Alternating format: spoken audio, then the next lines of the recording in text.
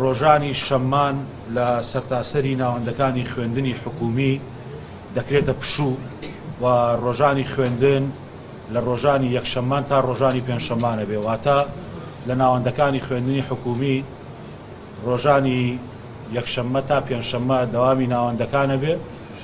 تەنها ئەگەر ڕۆژانی شەممانمان پێویست بوو بۆ تاقیکردنەوەکانی کۆتایی وەرزەکان سوودی لێوەرەگرین، یان هەندێک چالاکی قوتابخانەکان ئەگەر پێویستکە قوتابخانەکان هەندێک چالاکی و مەراسیم و فیستیڤاڵیان هەبوو، دواتر ئەوانە هەمووی ڕوونەکرێتەوە کە ئەتوانن لە ڕۆژانی شەممان سوودی لێوەربگرن.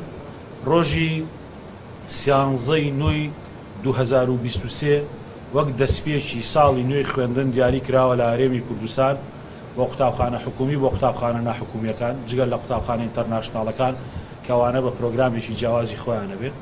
13 لەگەڵ 14 دەست ناکرێ بەوانەکانی خوێندن، پاشتر گشتاندنێک ڕوونکردنەوەیەکی زیاترە درێ، بەڵام ڕۆژی هەفتەیمان دەستەکرێ بە یەکەم دەرسی خوێندنی وانەکانی خوێندن لە گشت ناوەندەکانی خوێندنی حکومی. ساڵنامەکە دواتر وردەکاریەکەی شێوازی تاقیکردنەوەکانی تایە، کۆی گشتی ڕۆژانی خوێندنی ساڵی خوێندنی 2023-2024 لە 170 ڕۆژ کەمتر نابێت.